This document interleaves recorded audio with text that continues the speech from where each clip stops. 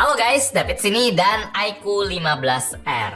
Ternyata masih ada loh HP keluaran 2026 yang bikin saya bilang, lah harganya bisa gitu?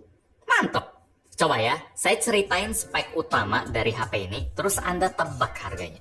iQOO 15R ini HP yang pakai frame metal dan punya backdoor kaca tekstur matte yang halus. Feel genggamnya enak, kerasa solid, mahal, pas di tangan. Karena ukuran layarnya di 6,59 inci. Angka yang PW ya, nggak kekecilan kayak HP mini, tapi nggak terlalu jumbo sampai tangan kita kewalahan pojok ke pojok nggak bisa.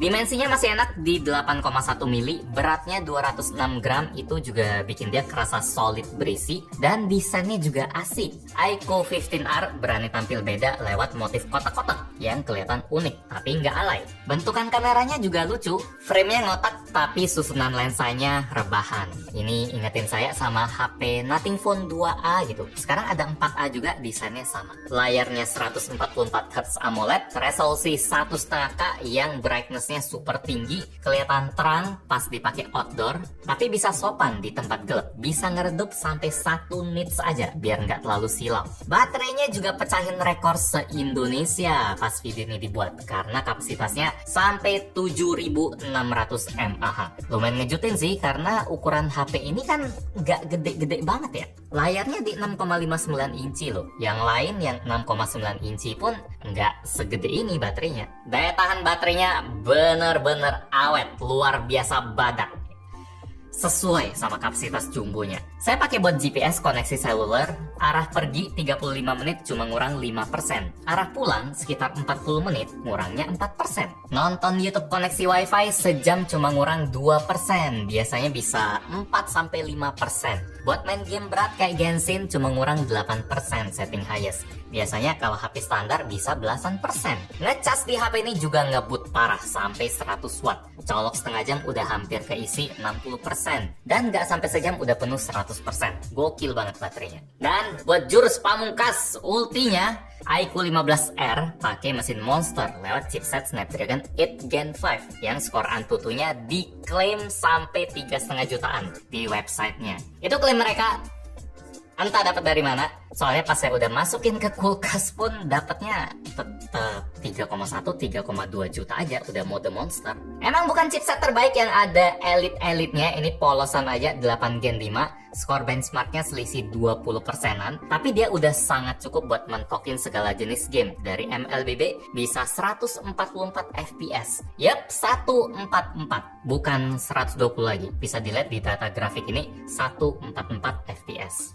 Karena iQOO emang bisa optimalin si bang-bang biar refresh rate-nya kepake semua. Ini mirip kayak flagship iQOO 15 kemarin. Buat main game seberat Genshin juga bisa disikat mentok stabil 60 fps setting grafis paling tinggi. Jadi dari performa, iQOO 15R udah kelas atas walaupun chipsetnya nggak pakai gelar elit. Jenis storage-nya juga kenceng, pakai UFS 4.1 dan RAM-nya LPDDR5X. Buat suhu, dia juga bisa dibilang aman, pakai sistem cooling vapor chamber sampai 6,5 mm persegi. Hasilnya sih memang nggak bisa dibilang super adem ya. Maksimalnya bisa sampai 45 derajat, cuma nggak bisa dibilang super panas juga. Jadi berapa nih harganya? iQOO 15R, desain mahal, rasa flagship, baterai pecah rekor, daya tahan badak, performa gaming mentok, layarnya cakep, dan ukurannya berasa pas di genggaman. Jawabannya 7,3 juta aja. Ini kerasa murah kalau kita bandingin sama Redmi Note 15 Pro Plus yang bodinya masih pakai plastik. Performa juga jauh dari iQOO ini, pakai Snapdragon seri 7, terus kewalahan juga buat main game berat, baterai masih kalah dari si iQOO. Origin OS di iQOO juga nggak pakai iklan lagi. Oh ya, Origin OS yang bikin isi HP iQOO kelihatan lebih rapi, lebih berkelas juga dibanding FunTouch OS setahun lalu. Animasinya mulus dan kerasa hidup. Ikonnya juga udah lebih modern ala-ala kaca di iOS. Fitur AI juga ada beberapa yang basic dan hasilnya rapi. Ada Origin Island juga yang ngedukung makin banyak aplikasi. Belum lagi kemarin iQOO juga udah buktiin kalau update software mereka bisa bikin fitur di dalam HP-nya makin kaya lagi. Itu wajib sih, update software, fitur tambah banyak. Tapi Mereka juga bisa benerin tuningan speaker di iQOO 15 yang saya kritik cempreng, berubah jadi lebih berisi.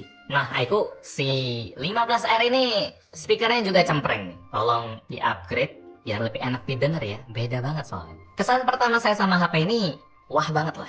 Kok di tahun 2026 yang berat ini, dimana harga HP naik semua, iQOO masih bisa ngasih HP spek bagus, tapi harga wajar. Kalau cari HP baru buat kenceng-kencengan, HP ini rekomen nggak pakai mikir sih. Chipsetnya terlalu bagus buat harganya, performanya berasa setara juga sama angka-angkanya, baterai juga juara.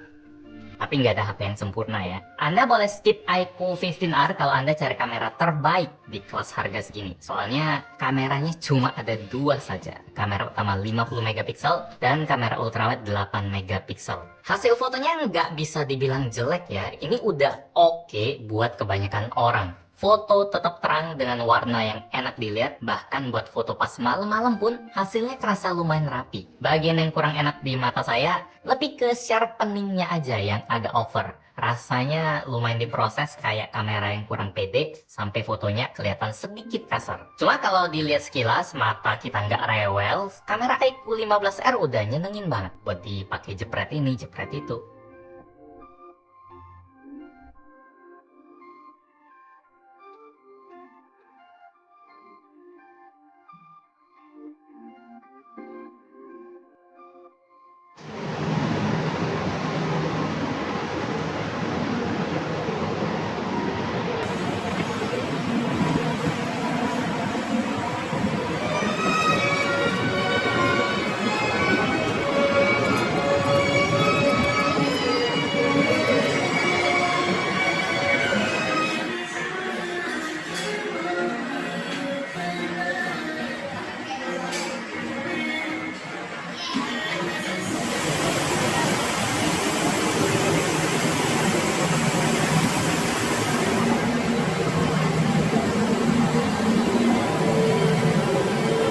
Buat kualitas perekaman kamera depannya juga mantap. Saya nggak nyangka bisa bagus kayak gini, soalnya kameranya kan cuma dua, ultrawide cuma 8 megapiksel. Rasanya nggak terlalu fokus sama kamera si iQOO 15R ini, tapi ternyata hasilnya menyenangkan. Kayak dari stabilisasinya aja udah bagus loh. Ini di 4K 60 lagi. Terus sudut pandangnya juga lebar lagi.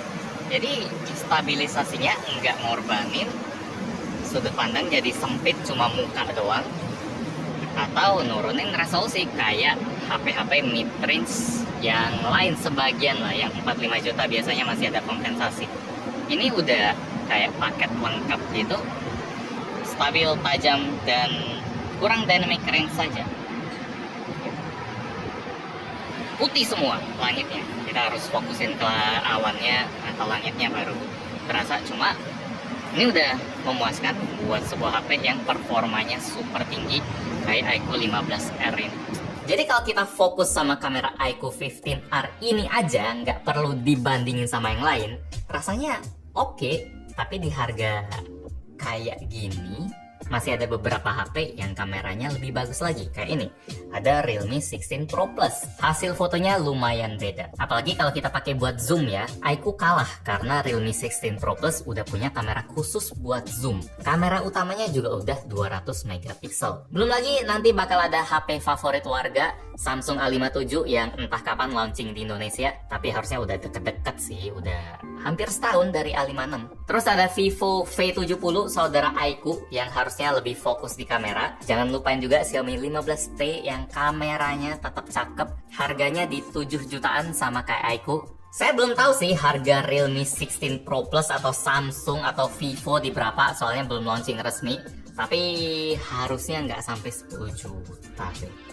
Harus enggak sih, ini bukan GT loh. Wah, 10 juta bang. Harganya ya jauh lah. Ini iQOO 7 juta, Realme anggap aja 10 juta, sepahit-pahitnya. Kan nggak adil bang. Itu catatan khusus juga buat harga 7,3 juta dari iQOO 15R. Soalnya harga 7,3 juta itu buat varian RAM yang pas-pasan 8GB, storage 256GB. Channel penjualannya juga khusus online, jadi nggak bisa dibeli kalau Anda tipe yang cari aman mau lihat barang dulu di toko. Kalau mau yang RAM-nya lebih gede, jadi 12256, harganya naik jadi 8 juta. Ini varian paling aman sih buat jangka panjang. Dan buat varian paling lega, RAM 12 internal 512 yang dijual online dan offline, harganya sudah hampir 9 juta. HP 9 juta, kamera oke aja, rasanya bukan pilihan yang bagus kalau Anda pengen maksimal di kamera. Jadi kesimpulannya mirip-mirip HP gaming sih. Kalau Anda cari performa banget, ini rekomen nggak pakai mikir. Tapi kalau kamera harus bagus banget, ini kurang. Itu kesimpulannya. Like kalau suka, dislike kalau nggak suka. Kita ketemu lagi di video selanjutnya. Yo. Kalau digoyang-goyang gini ada kotak-kotak kayak, kayak kaos MU dulu ya, merah-merah.